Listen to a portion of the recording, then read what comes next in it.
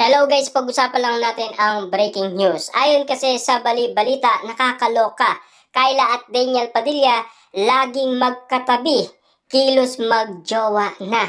Ayon kasi sa mga bulong-bulungan sa social media. Dahil magkatabi, sina Daniel Padilla at Kyla Estrada ay sinasabihan na silang magjowa sa kanilang kinikilos. Siyempre, alam nyo naman siguro, sa daming mga ayuda, moment galing kina Daniel Padilla at Kyla Estrada, masasabi na nilang magjowa na sina Daniel Padilla at Kyla Estrada sa mga pinapakita nila or sa mga napapansin umano ng iba't ibang mga netizens kung bakit sila kinababaliwan at kung bakit nga naman kasi nagpapakilig itong sina Daniel Padilla at Kyla Estrada na talagang kilig naman ang mga netizens, lalong-lalo na ang mga fans ni Daniel Padilla at Kyla Estrada. Grabe nga naman kasi,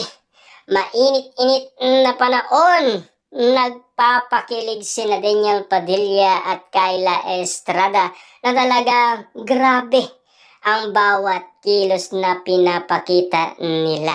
Grabe talaga, 'di ba? Kitang-kita nyo naman. Dahil alam nyo naman siguro, nagkaroon sila ng project. Eto na, ang sinasabi naman ng iba.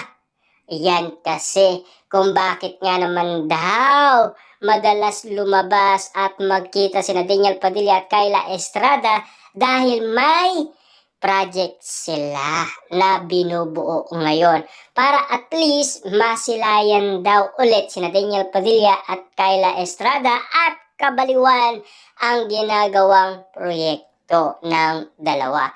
Ayon kasi sa iba't ibang mga netizens na hindi sang-ayon sa mga nakikita nilang galawan ni Daniel Padilla at Kyla Estrada na natutuba ang mga iba't ibang netizens dahil sa mga ganyan usapin sa social media ng mga kumakalat tungkol umano kina Daniel Padilla at Kyla Estrada. Kasi marami ng mga nasilayan ang iba't ibang mga netizens tulad ng Kat din na talagang parang nawala sila ng gana. Dahil alam niyo naman siguro ang isyung kumakalat noon tungkol kay Catherine Bernardo at Alden Richard. Pero at least malinaw umano sa lahat ng tao kung bakit nga naman sila kinikilig. At least pinapakilig sila ni Daniel Padilla at Kyla Estrada kahit na may mga basher pa rin kina Kyla Estrada at Daniel Padilla. Patuloy lang sila sa kanilang ginagawa, 'di ba? Kasi masaya.